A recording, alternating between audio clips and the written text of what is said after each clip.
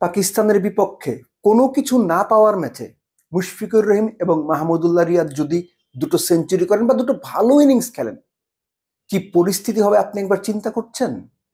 আবার সেই pain killer আর আয়নার গল্প আমরা শুনতে পারবো। যে দুজনকে 2019 বিশ্বকাপের পর ছেটে ফেলার দরকার ছিল, নিদেন পক্ষে 2023 বিশ্বকাপের পর ডেফিনেটলি বাদ দেওয়া দরকার ছিল, তাদেরকে টেনে নেওয়া হচ্ছে। তাদেরকে ঘাড়ে চাপানো বোঝা বইতে বাধ্য করা হচ্ছে। তারা যেমন জায়গা ছাড়ছেন না, এটা তাদের কল ভাই। কোনো প্লেয়ার যদি মনে করে সে 60 বছর বয়স পর্যন্ত খেলবে, এটা তার কল। কিন্তু বাংলাদেশ টিম ম্যানেজমেন্ট, নির্বাচক, ক্যাপ্টেনরা তারাও ওই সঠিক গুরুত্বপূর্ণ সিদ্ধান্ত নিতে ভয় করেন, অথবা তাদের সেই সিদ্ধান্ত নেওয়ার মতো মানসিকতা কিংবা স্মার্টনেস নাই।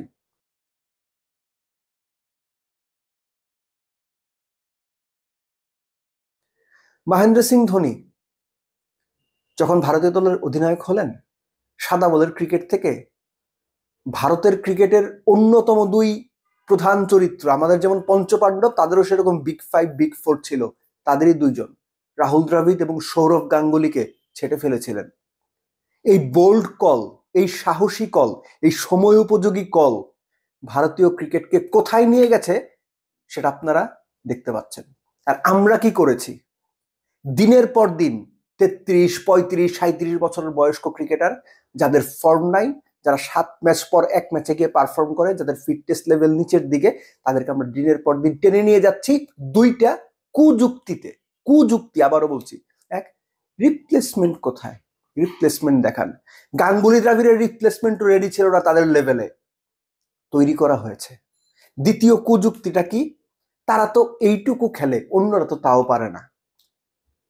তারা তো এইটুকু খেলে, এইটুকু করে দেয়, সম্মানজনক পরাজয়ের দিকে নিয়ে যায়, অন্যরা তো এইটুকুও পারে না।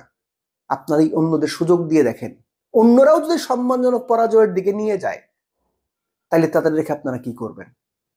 তারাও তো আপনাকে কিছু এনে দিতে পারেনি, বাংলাদেশকে কোনো বড় ট্রফি জেতাতে পারেনি, আইসিসি ইভেন্টের কিছু ইনিংস, বাইলেটারাল কিছু সিরিজ জয়, এর বাইরে তাদের অর্জনটা কি?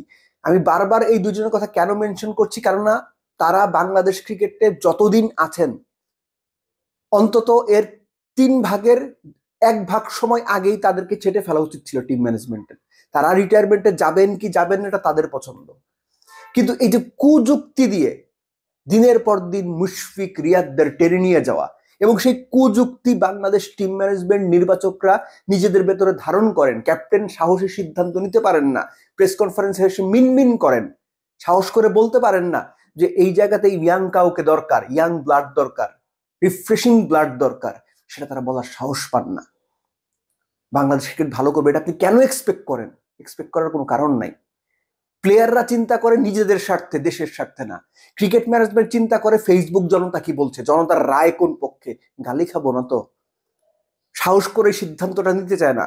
তারাও সেই সো কল্ড পুরনো অভিজ্ঞতার ভার বইতে বইতে নির্বাচকরা বাংলাদেশ ক্রিকেটের দর্শকদের ক্লান্ত করে তুলেছেন, বিরক্ত করে তুলেছেন। কিন্তু তারা সেই অভিজ্ঞতার ভাইয়ের বইতে প্রস্তুত, যে অভিজ্ঞতা কোনো কাজে লাগছে না।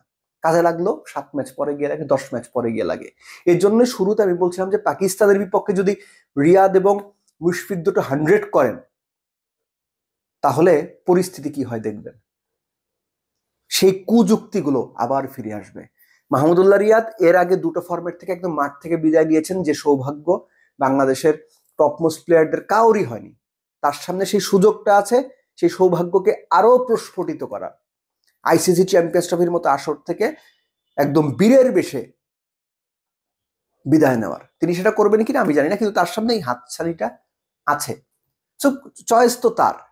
কেননা মানুষ শুধু বাংলাদেশের বিভিন্ন সেক্টরের মুরব্বীদের, বয়স্ক মানুষদের, বুড়োদের গালি দেয়, এই যে ভাই চেয়ার আটকে ধরে বসে থাকে। বাংলাদেশ ক্রিকেটও সে তার বেশি ব্যতিক্রম না।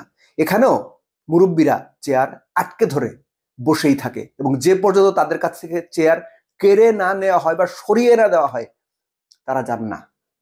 এটা অন্যান্য সেক্টরের মতো ক্রিকেটেও চলে আসছে। মুদ্রা কথা হচ্ছে, বাংলাদেশ ক্রিকেট ম্যানেজমেন্টকে সিদ্ধান্ত নিতে হবে এই অভিজ্ঞতার বোঝা, অভিজ্ঞতার ভার যে অভিজ্ঞতা দলকে কোনো কিছু জেতাতে পারছে না, সেই বোঝা তারা কত দিন বইবেন।